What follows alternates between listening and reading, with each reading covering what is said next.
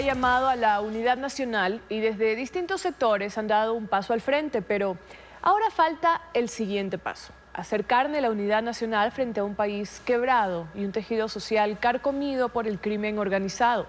El presidente Noboa reconoció ayer que la guerra tiene un alto costo que hay que financiar y ha enviado un nuevo proyecto económico urgente en ese sentido. Lenin. Alejandra, vamos a revisarlo con Miguel Ángel González, presidente del Comité Empresarial Ecuatoriano, economista y máster en estrategia empresarial. Miguel Ángel, buenos días, bienvenido a Contacto Directo. Hola Lenin, qué gusto estar en el programa. Un saludo para ti, para todos los televidentes y las personas que nos están escuchando en este momento. El Comité Empresarial Ecuatoriano se ha pronunciado en respaldo a las decisiones adoptadas por el gobierno nacional. Han hecho un llamado a la unidad nacional y están desarrollando un programa de recolección de donaciones que van a ser entregados a la fuerza pública. ¿Esas van a ser las únicas reacciones que tenga el empresariado ante la crisis o es apenas el comienzo de una acción propositiva más articulada? El comienzo. Estamos totalmente comprometidos. El país ha sido atacado y eso es algo sumamente grave.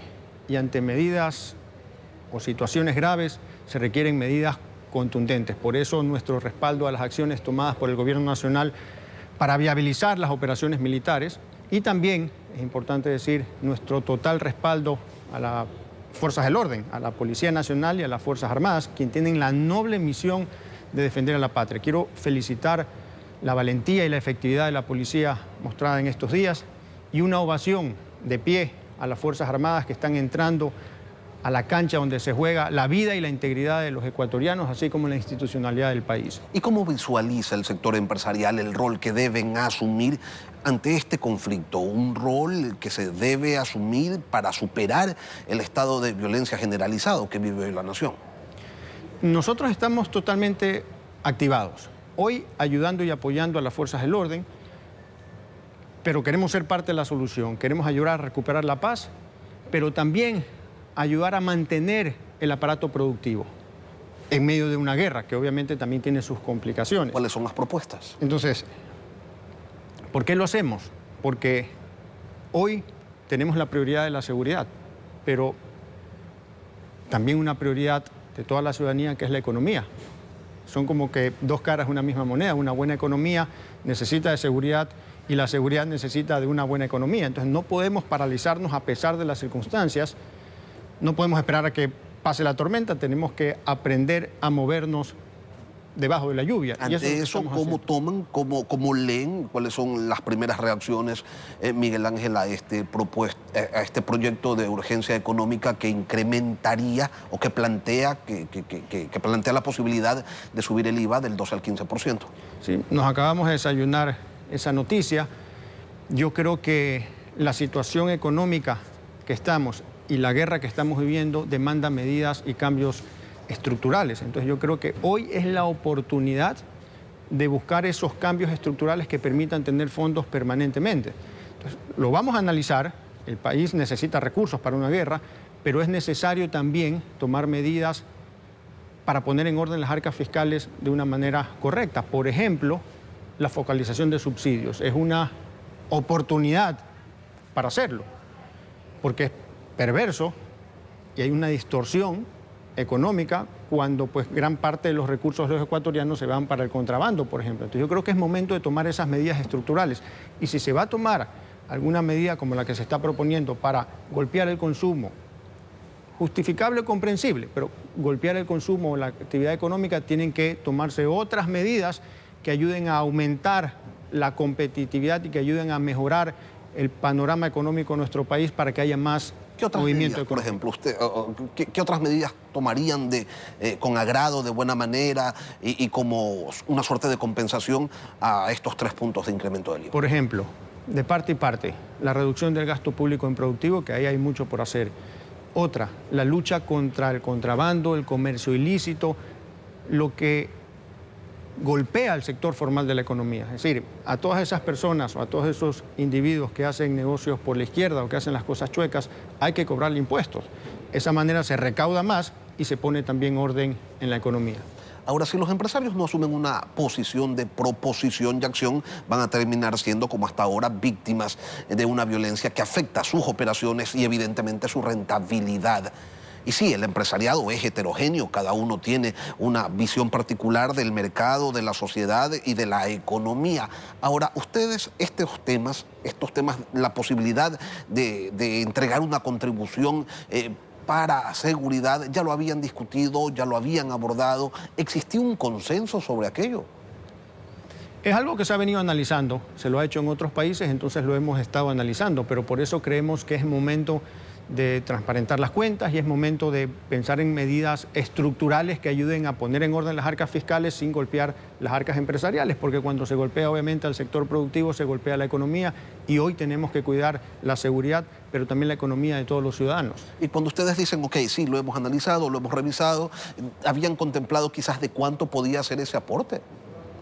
El aporte... El aporte económico, el aporte en una contribución directa para hacerle frente a esta situación de violencia. O sea, ahí necesitamos un poco más de claridad. Por eso es importante el diálogo público-privado para entender cuál es el plan, que por el momento no tenemos los detalles, poder dimensionar cuál es la realidad y poder ayudar a buscar medidas estructurales para hacer frente a la guerra y para crecer económicamente, porque al final las medidas que ayuden a que la economía crezca no pueden parar. Tenemos que ir en paralelo luchando contra la guerra, pero luchando también contra la pobreza y contra las necesidades y las desigualdades que existen en nuestro país. Además que esta propuesta de incrementar 3 puntos, pues no es únicamente para afrontar la guerra, es también para poner un poco de estabilidad en las cuentas fiscales, es para construir cárceles, es para inversión social. Y en este tema, en el tema de la inversión social, ustedes estuvieron en Colombia, estuvieron en Medellín, estuvieron en Monterrey, y allí les contaron mucho sobre el rol, el trabajo, la inversión que hizo el empresariado para recuperar territorios.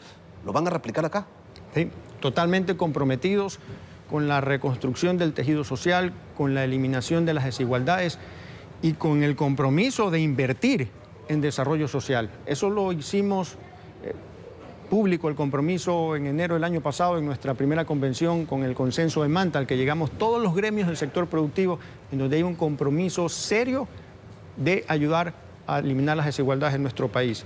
Entendemos que obviamente generamos productos, generamos servicios, generamos impuestos, creamos empleo, pero la realidad de nuestro país es tan grave, digamos de alguna manera, que es necesario dar esfuerzos adicionales para ayudar a reconstruir ese tejido social y estamos 100% comprometidos. Y ha transcurrido un año ya y entonces del compromiso a los hechos hay una distancia bastante grande. Hemos avanzado hartísimo. O sea, ¿tienen proyectos concretos ya ustedes de inversión? Proyectos concretos de responsabilidad social, muchos, y estamos tratando de integrarlos y articularlos para poder funcionar mejor. Hoy, y esto es importante decirlo, lo aprendíamos en Medellín y en Monterrey, la unidad nacional es fundamental de toda la sociedad civil, sector público y sector privado. Y lo primero es tomar conciencia de eso, es decir, una nación dividida no puede desarrollarse. La unidad es esencial para la sostenibilidad de un país. Es esa fuerza que genera estabilidad, genera progreso y nos protege de las adversidades como las que estamos viviendo en este momento. Y hoy, después de lo sucedido, hay una mayor conciencia de la unidad. Está como un sentimiento y necesidad a flor de piel. Ahora hay que asentarla, ahora hay que traducirla en realidades. Hoy todos hablamos de unidad. Lo importante ahora es que se concrete en acción organizada y articulada. Por eso es importante ponernos a trabajar.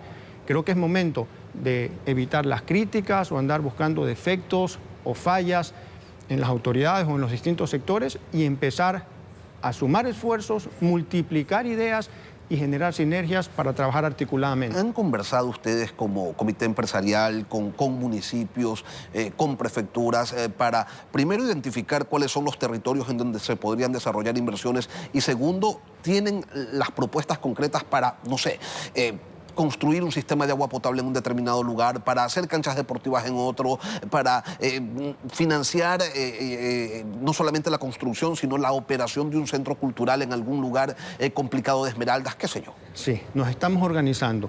Parece simple, pero es necesario articular, tener un inventario de necesidades, conversar con los distintos actores y en ese proceso nos encontramos. Hay proyectos que ya están andando, hay muchas empresas a nivel nacional que ya tienen acciones concretas en distintas comunidades, pero lo importante ahora es podernos articular para poner prioridades y empezar a poner también el trabajo y los recursos que el sector ¿Cuánto privado tiempo está calculan comprometido? ustedes que les va a tomar aquello? Bueno, en Medellín, Monterrey nos decía que tomaba años. Estamos buscando la manera de aprender de la experiencia de ellos para que tome menos tiempo de lo que tomó allá.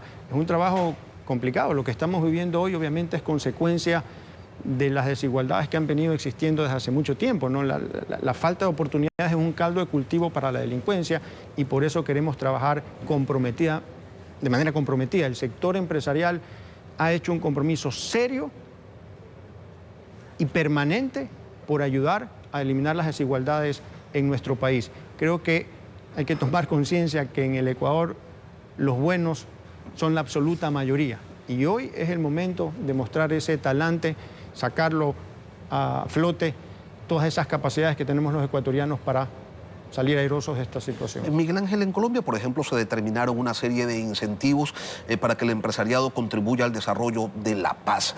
Y una de ellas, por ejemplo, fue el pago de obras por impuestos. También el tema de un régimen especial de tributación siempre y cuando se establecieran empresas o negocios en zonas conflictivas. También hubo beneficios tributarios a cambio de transferencia de tecnología y el fomento de proyectos colectivos de las comunidades. ¿Ven ustedes viables el replicar o el tomar alguna de estas experiencias aquí en el Ecuador? Sí. Hay que aprender de la experiencia de estas otras ciudades, de estos otros países. Sí deben haber ciertos incentivos. El sector privado hoy obviamente invierte y gasta mucho en temas de seguridad.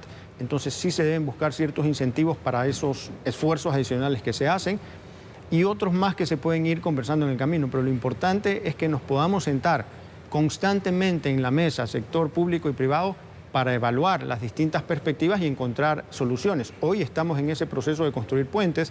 Yo creo que vamos avanzando bien. Por ejemplo, este proyecto, esta campaña de donar a las Fuerzas Armadas, a las Fuerzas del Orden, a la Policía Nacional, los víveres y los recursos que necesitan para poder trabajar 24/7, lo estamos haciendo en coordinación con el sector público también, ¿no? Con el Ministerio de Producción, con el MIES. Es apenas coyuntural y este país necesita de transformaciones estructurales. Quiero preguntarle algo, Miguel Ángel. ¿Hay dentro del sector empresarial gremios, empresas, empresarios que digan: yo no tengo por qué participar porque yo ya pago impuestos y pago muchos impuestos, a mí el Estado no me contribuye en nada y ya mi rol está ejecutado y entonces a mí no me hablen de estos temas porque yo ya he hecho lo que tenía que hacer? Y con mucho esfuerzo. Ese es un sentir de la ciudadanía, de las personas y de las empresas también, especialmente de las pymes, que sufren por poderse sostener. Entonces, cuando hay contribuciones adicionales, pues son golpes muy fuertes y la gente dice: bueno, yo ya pago impuestos. Por eso también hablamos de que si hay que hacer esfuerzos adicionales hay que trabajar en paralelo en otro tipo de temas y buscar también cambios estructurales que también le corresponden al Estado, como la focalización de subsidios, como la eliminación del gasto público improductivo, como la ampliación de la base tributaria cobrándole a aquellos que hacen las cosas por la izquierda. Es decir, esto es de ambas partes, sector público y sector privado, haciendo su parte para sacar adelante al país. Volviendo al tema de la propuesta de incrementar en 3 puntos el IVA, ¿esto reduce el consumo? ¿Va a afectar también la empleabilidad en un país en donde ya hay problemas de contratación? Sí, es un golpe que hay que irlo compensando con otras medidas. Se me viene a la mente, por ejemplo, el acuerdo comercial con China y los otros acuerdos comerciales que se quieren firmar. Está en la Asamblea debatiéndose el tema y es momento de ratificarlo. Eso va a ayudar también a que disminuyan los precios en la economía y obviamente todas las oportunidades de exportar. Los acuerdos comerciales correctamente negociados son un pasaporte al desarrollo. Yo creo que este acuerdo comercial fue negociado correctamente, el sector privado participó ayudando en las negociaciones con información, con ideas, con estrategias y se consideró a los distintos sectores vulnerables. Entonces, puede ser que un otro sector prefiriesen no tener el acuerdo, pero si tenemos una visión país, como también hay que reconocerle a estos sectores que han dicho: ok, si se firma el acuerdo comercial, trabajemos en una agenda de competitividad, hay que tener una visión país para poner primero al Ecuador y podernos desprender también de los intereses personales y buscar el beneficio de todos. Los acuerdos comerciales nos impulsan a ser más productivos, a ser más competitivos y a perseguir oportunidades. Y hay que tener en cuenta que siempre las grandes oportunidades vienen acompañadas de grandes desafíos. Afrontemos esos desafíos, trabajemos al interior del país para mejorar nuestra productividad y competitividad y aprovechemos las oportunidades de ingresar a un mundo globalizado, de poder poner los productos ecuatorianos en las principales perchas del mundo y que el Ecuador brille en otras partes del mundo también. A Miguel Ángel González, presidente del Comité Empresarial Ecuatoriano, gracias por acompañarnos esta mañana aquí en Contacto Directo. Encantado. Gracias.